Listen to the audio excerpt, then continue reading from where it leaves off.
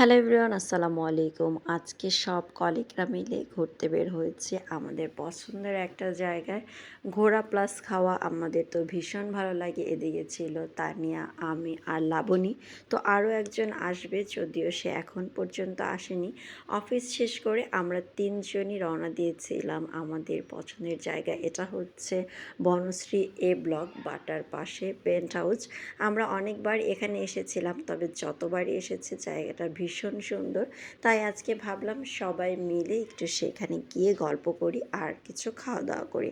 আজকে অফিসে এত কাজের প্রেশার ছিল, দুপুরের একদম খাওয়া দাওয়া করতে পারিনি। তাই সবাই মিলে ওখানে আজকে খাবার খাবো আর ভীষণ মজা করব। খাবারের থেকে ইম্পর্টেন্ট হচ্ছে মজা করা। যদি একটু পেন্ট হাউসটা আমি আপনাদের দেখাই, এটা একটা রুফটপ রেস্টুরেন্ট বলতে পারেন। জায়গাটা কিন্তু খুবই সুন্দর। এর আগে আমি তানিয়ার সাথে অনেকবারই এসেছিলাম, আমি আমার হাজব্যান্ডকে নিয়েও এসেছিলাম, আজকে আবার এসেছি। এটা হচ্ছে ভিতরের অংশটা, এখানে বসার জায়গাটা খুবই ভালো লাগে। আরও দেখেন এত খোলামেলা, যদিও বা আমরা এখানে সন্ধ্যার পরে আসি সব সময়। আজকে এসেছি দুপুরবেলা, আমাদের অফিসের ছুটি হয়েছে, আস্তে আস্তে 4টা বেজে গেছে। সন্ধ্যায় এত পরিমাণের ভিড়, খাবার খাওয়া, ছবি তোলা, বসা, কোনো কিছুতেই শান্তি নেই। তাই আজকে চলে এসেছিলাম। আমরা তিনজনই ছিলাম, আরও সাথে ছিল একটা কাপল।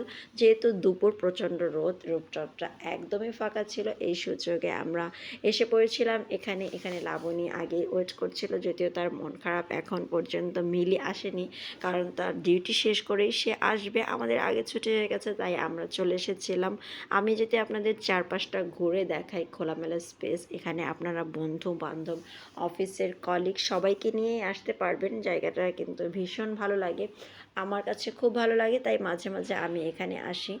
তো আজকে আরেকটা জিনিস দেখাবো আপনাদের। এখানে হচ্ছে গিয়ে বিশেষ করে আকর্ষণীয় যেটা রুফটপ, তো ওটা একটু পরেই আপনাদের দেখাবো।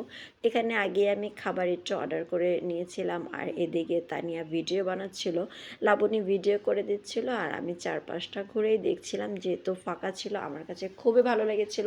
গ্যাদারিং একদমই ভালো লাগে না। এখানে লাবণী বলছিল, আপু বসো, তোমার কিছু ভিডিও বানিয়ে দিই। তো আমরা ভিডিও বানাচ্ছিলাম আর মিলির জন্য ওয়েট করছিলাম খাবারের অর্ডার দিয়ে, কারণ তার আসতে আসতে অনেকটা সময় লাগবে। সে বলছিল আসবে আসবে, এই বলে সে এখন পর্যন্ত আসতে পারছে না কাজ শেষ করে। যদিও মেয়েটা লক্ষ্মী, কাজে খুব সিনসিয়ার, কাজ শেষ করেই সে আসবে। এখন আমি আপনাদের ঘুরে দেখাবো রূপচপটা। প্রচণ্ড রৌদ্র, তানিয়া একা এসেই সেখানে ভিডিও করছিল, আর আমিও চলে এসেছিলাম। এত পরিমাণে রৌদ্র ছিল, জাস্ট তাকানো যাচ্ছিল না, সব আলোটা মনে হচ্ছিল আমার চোখেই।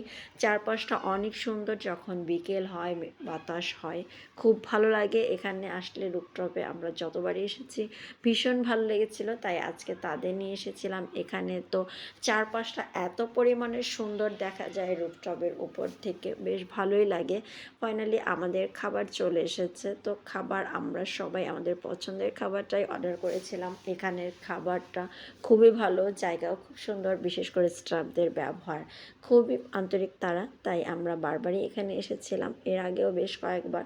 তো মিলির জন্য এখন পর্যন্ত ওয়েট করছিলাম, কারণ সে আসেনি। সে বলছিল আধা ঘন্টা লাগবে, আধা ঘন্টা বলে বলে 1 ঘন্টা হয়ে গেছে।